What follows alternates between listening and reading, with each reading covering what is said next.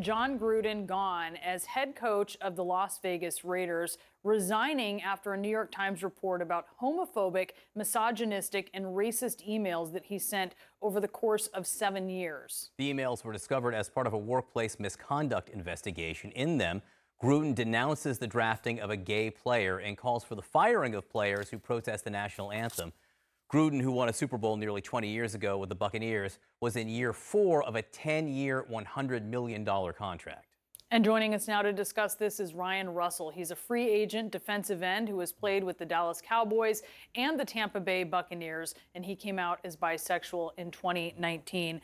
Look, Ryan, thank you so much for being with us to talk about this. I just wonder what your reaction was when you first heard what Gruden had said. My first reaction was heartbreak. I mean, no player, no person that loves football wants to hear that the sport that we love and the organization that is held at the highest standard is kind of reinforcing and allowing this behavior, this uncomfortability for players, for staff, for fans, for viewers alike.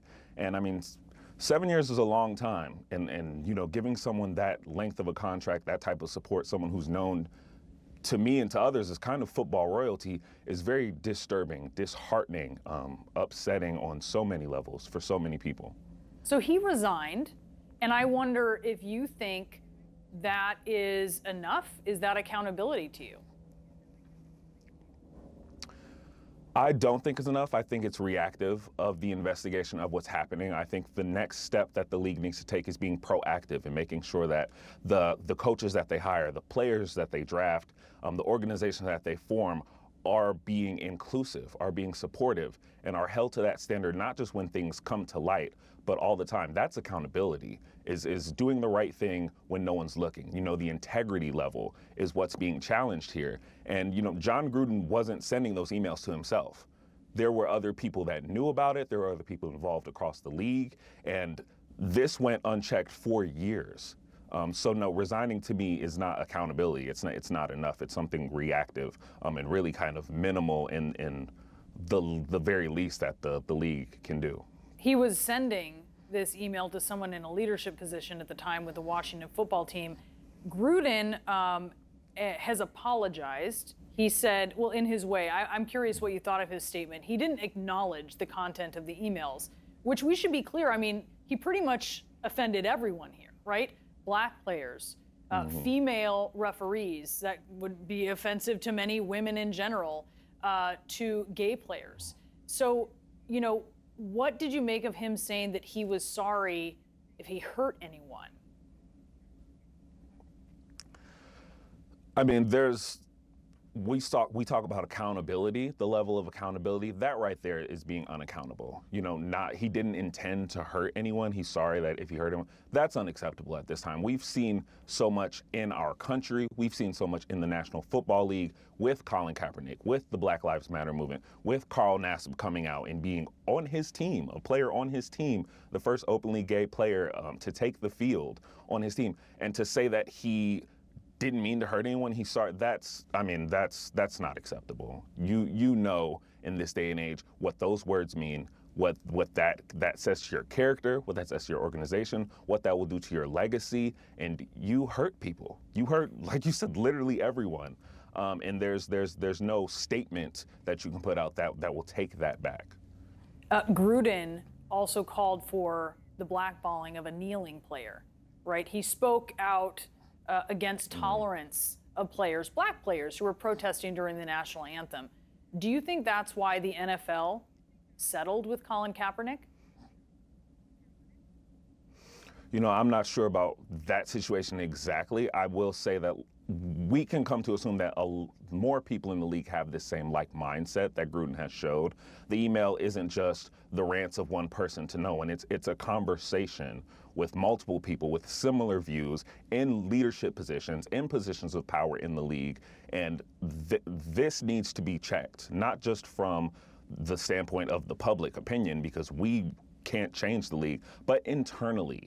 And to hear that a protest about police brutality, about lives, about the equality of black and brown people and people of color would be met with firing, with hostility, with raged anger, is exactly what those protests, exactly what Colin Kaepernick was fighting against, and exactly what we all need to take a look at and really self-evaluate, but also make sure that the organization that we love is being held to the highest standard.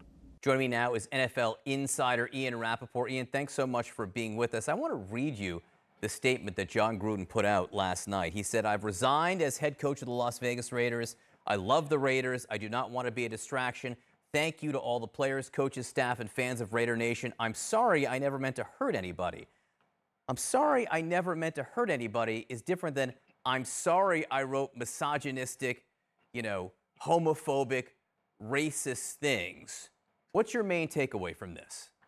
Yeah, it sounds like I'm sorry everybody found out. I mean, that's just the sort of loose translation for Jon Gruden. Now, I talked to a source in the room when Jon Gruden resigned to his coaching staff. They described him as heartfelt and sincere and apologetic. But it was too late by that point. The stance that Jon Gruden had taken really over the course of the past 3 days, ever since first the Wall Street Journal, and then late yesterday, the New York Times came out with these racist, homophobic, misogynistic emails, it had been a little defensive. Jon Gruden was asked, for instance, what he learned when his emails became public and during the course of him being criticized over the past couple of days. He said he learned things, but he was not willing to share it. He said he doesn't have a racist bone in his body, told reporters this a couple of days ago, but then didn't want to discuss it any further. It was defensive. And essentially, the way that this broke down, the NFL actually sent the contents of these emails to the Las Vegas Raiders on Friday and then waited for them to act, waiting for Gruden to act. Nothing really happened until this latest article, this latest bombshell from the New York Times essentially forced everyone's hand. But yeah, I read his apology like you read his apology, which is, I'm sorry for those I offended, which is obviously not the right tone or sentiment at all. Yeah, just to be clear, the racist email, which came to light a few days ago, uses racist tropes, just blatantly, to describe the players' union head. The misogynistic emails mention, first of all, he sends around pictures of naked women, but also talks about that there shouldn't be female refs in the NFL and the homophobic stuff. And we're not putting it up on the screen because I really don't want to repeat it. But he uses a homophobic slur, the F homophobic slur, to describe the NFL commissioner here. So that's the kind of thing that it is. And this is a problem for the NFL writ large, Ian, because all of this is the type of stuff that the NFL has been trying to battle as it tries to change its image. Yeah, I would say that's right. I mean, the NFL over the past several years has been much more diverse, much more inclusive, and made a point of that, and been just very outwardly open arms publicly. That's the way the NFL has been the last couple of years. It has been intentional. It has been noteworthy. And this is against that. I mean, everything that Jon Gruden stood for in those emails, that private emails he sent while he was at ESPN, but clearly represents who he is. Gruden was completely opposite of everything the NFL has tried to stand for. And how about this? The Las Vegas Raiders have the first openly gay player, Carl Nassib, to play in a regular season game. How would Jon Gruden, after sending that homophobic email with players knowing that that's what he really thinks, how would he stand up in the middle of the room and lead this group of men with several people in that locker room knowing that privately he makes fun of them or is against them? It could not work. And that partially explains why Jon Gruden resigned to owner Mark Davis and then to his staff late last night. It's a great point. Carl Nassib, the first openly gay player on an NFL roster during the regular season. How would that work out after the emails came to light? 70% of the players in the NFL are black. How would they feel after seeing the racist email that came to light earlier? Randy Moss on the NFL Network, last night, he was talking about this. You could just see the emotion. I was struck by how emotional the players are. What do you think the reaction to this will be among the players in the league? I mean, from the people I've spoken with, and, it's tough to gauge what several thousand people think, but I've sensed a lot of relief, honestly. Just, this is a man who, I know publicly it was one thing, and he sort of seemed to be kind of a jovial, kooky leader.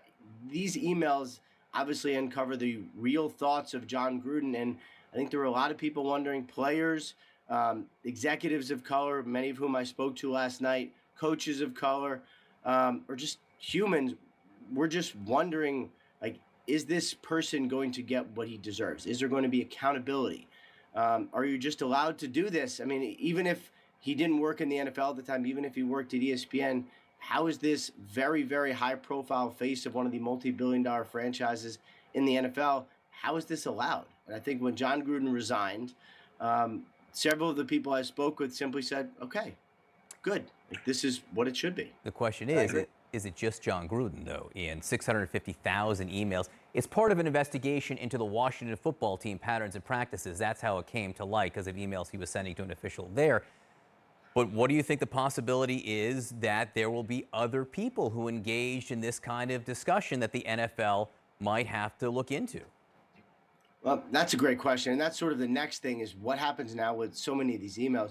There were, thousands upon thousands upon thousands of emails, but so few were made public. I mean, the contents of the NFL's investigation into the workplace conduct and other issues involving the Washington football team have not been made public.